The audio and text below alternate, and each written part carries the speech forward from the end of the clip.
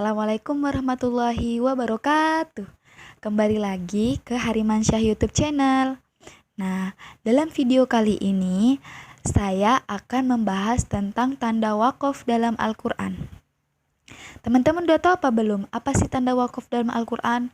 Apa arti tanda wakaf? Atau bagaimana cara membaca Al-Quran jika kita bertemu dengan tanda wakaf ini? Tapi sebelum kita lanjut ke videonya, jangan lupa klik tombol subscribe ya kawan-kawan, karena subscribe itu gratis. Oke? Nah, sebelumnya kawan-kawan sudah tahu apa belum? Apa sih makna tanda wakaf itu? Apa sih sebenarnya tanda wakaf dan apa gunanya kalau misalnya kita jumpa? Kawan-kawan, tanda wakaf ini sangat penting, kita harus mengetahuinya. Karena apabila kita menemukannya dalam Al-Quran dan kita tidak tahu bagaimana cara membacanya, itu sebagian dari fatal kawan-kawan. Jadi kita sama-sama belajar untuk mengetahui bagaimana sih cara membaca tanda wakaf itu. Sebelumnya kawan-kawan udah tahu apa belum? Apa sih tanda wakaf itu? Tanda wakaf ini adalah berhenti artinya. Pemberhentian. Jadi, tanda wakaf ini adalah pemberhentian. Kalau kita jumpa tanda wakaf ini di dalam Al-Quran, kita harus berhenti sesuai dengan tandanya. Tandanya ini ada apa saja? Nah, dalam video kali ini, saya akan menjelaskan 6 tanda wakaf. Kawan-kawan udah tahu apa belum? Tanda wakaf itu apa-apa aja sih? Ini dia tanda wakafnya.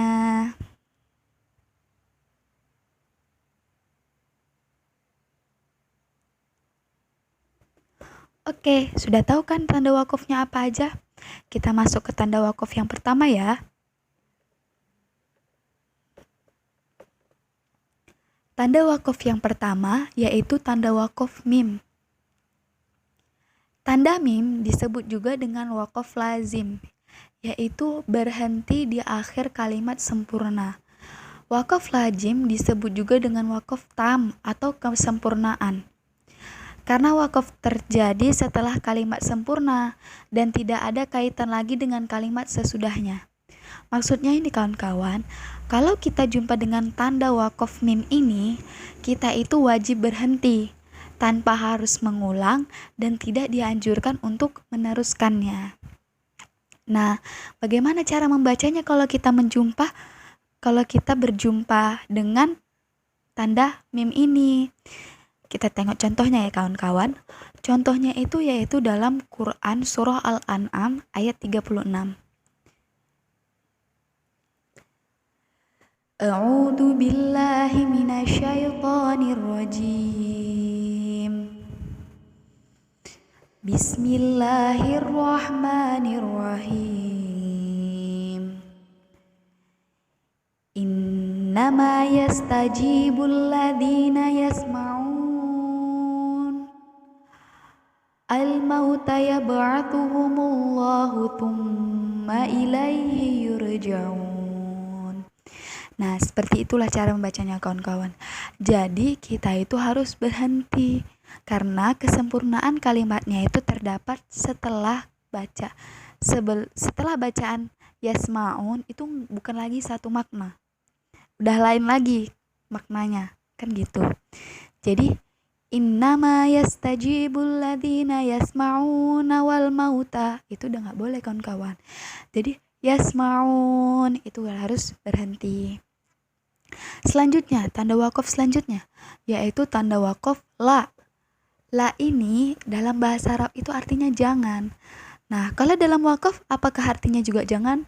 Iya, dalam wakaf itu artinya juga jangan. Jangan berhenti. Berarti kalau kita jumpa tanda wakaf la ini, kita nggak boleh berhenti. Kita harus terus baca sampai habis. Nah, tanda ini muncul kadangkala pada penghujung maupun pertengahan ayat. Jika ia muncul di pertengahan ayat, maka tidak dibenarkan untuk berhenti. Dan jika berada di penghujung ayat, pembacaan tersebut boleh berhenti atau tidak.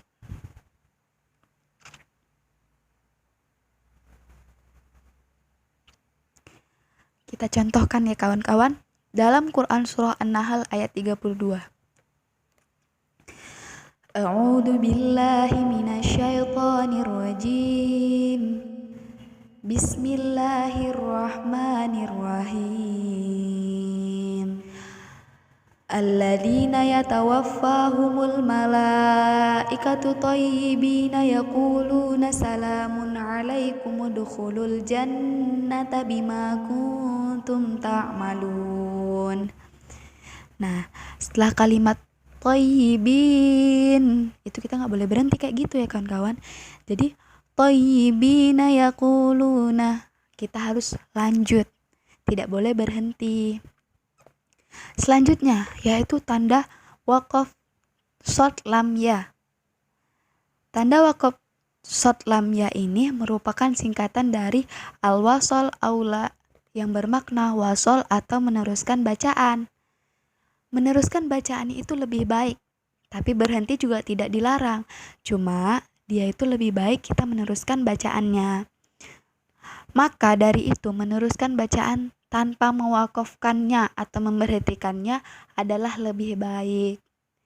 Jadi contohnya, A'udzu billahi minasyaitonir rajim.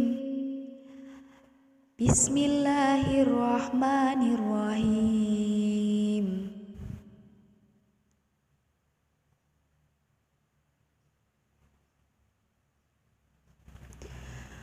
Wa iyamsaskallahu bidurrin fala kashifa lahu illa huwa wa iyamsaska bi khairin fahuwa ala kulli syai'in qadir. Seperti itulah bacaannya kawan-kawan. Jadi setelah kashifa lahu illa huwa, itu kita nggak boleh berhenti, tapi illa huwa wa iyamsaska bi khairin fahuwa ala kulli syai'in qadir. Nah, seperti itulah kawan-kawan. Tanda selanjutnya yaitu tanda jim. Tanda jim adalah waqaf jaiz. Lebih baik berhenti seketika di sini walaupun diperbolehkan juga untuk tidak berhenti. Jaiz ini boleh gitu ya. Dalam artian bahasa Arab itu boleh. Kawan-kawan. Jadi kalau kita menjumpai huruf ini, kita itu lebih baik berhenti. Maksudnya gini kawan-kawan. Lebih baik dia itu berhenti, tapi tidak dilarang kalau misalnya mau lanjut gitu. Kita boleh lanjut tapi lebih baik berhenti. Kalau sedangkan kalimat tadi shad lam ya ini, dia itu lebih baik lanjut tapi berhenti dibolehkan. Kalau misalnya ja, dia itu lebih baik berhenti tapi lanjut dibolehkan. Contohnya itu di dalam Quran surah Al-Anfal ayat 13. Kita bacakan ya kawan-kawan. A'udzu billahi minasyaitonir rajim. Bismillahirrahmanirrahim.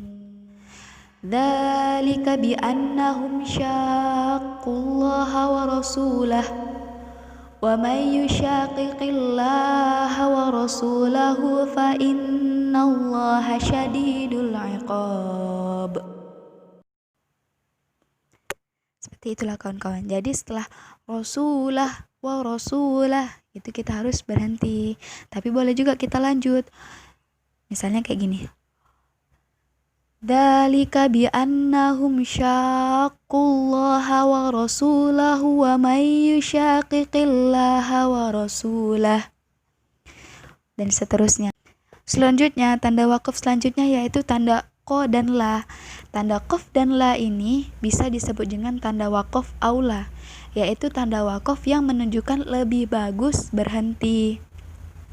Walaupun nafas kita masih kuat, kita itu lebih baik untuk berhenti kalau kita jumpa tanda ini. Nah, kita buat contohnya ya kawan-kawan. Contohnya itu di dalam Quran surah Fussilat ayat 45. A'udzu billahi minasyaitonir rajim. Bismillahirrahmanirrahim. Walaqad atayna Musal kitaba fakhtulifa fihi walaula kalimatun sabaqat min rabbika laqudiya bainahum wa innahum lafi syakkim minhu murib. Seperti itulah kawan-kawan contohnya. Jadi kalau kita jumpa tanda qaf dan la ini, kita itu wajib atau lebih bagus berhenti. Wajib atau lebih bagus berhenti. Walaupun nafas kita masih kuat, tapi kita itu lebih bagus berhenti.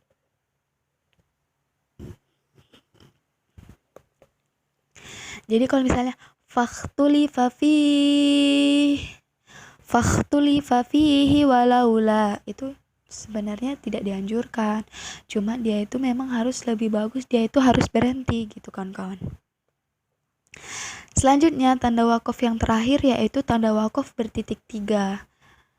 Tanda wakaf ini juga sering ditemukan dalam Al-Quran ya kawan-kawan. Nah, tanda wakaf bertitik 3 ini disebut sebagai tanda wakaf muraqabah, yaitu tanda wakaf ta'anuk yang artinya itu terikat. Wakaf ini akan muncul sebanyak 2 kali di mana-mana saja. Jadi tanda wakaf ini dia tuh selalu muncul 2 kali, nggak pernah sekali, dan selalu bersamaan. Dan cara membacanya adalah harus berhenti di salah satu tanda tersebut. Jika sudah berhenti pada tanda pertama, tidak perlu berhenti lagi pada tanda kedua dan sebaliknya. Jadi kalau kita berhenti di tanda kedua, maka tanda pertama harus lanjut, kayak gitu kawan-kawan. Nah, kita langsung ke contohnya ya. Contohnya itu yaitu Quran surah Al-Baqarah ayat 2. Kita bacakan ya kawan-kawan. A'udzu billahi minasyaitonir rajim. Bismillahirrahmanirrahim. Dzalikal kitabu la raib fihi hudal lil muttaqin. Atau bisa juga dzalikal kitabu la raiba fihi hudal lil muttaqin. Nah, bisa juga seperti itu. Nah, jadi itulah kawan-kawan tanda wakaf-wakafnya yang sering kita jumpai dalam Al-Quran. Dan kebanyakan permula seperti saya ataupun teman-teman yang lainnya pasti mengabaikan tanda-tanda wakaf ini. Setelah mengetahui video ini, jangan diabaikan ya kawan-kawan. Baiklah, ini video pembelajaran dari saya. Semoga bermanfaat untuk saya dan teman-teman sekalian. Jangan lupa ya subscribe dan aktifkan lonceng notifikasinya agar kami lebih semangat lagi untuk membuat video-video terbaru lainnya. Saya akhiri, wabillahi taufiq wal hidayah. Assalamualaikum warahmatullahi wabarakatuh.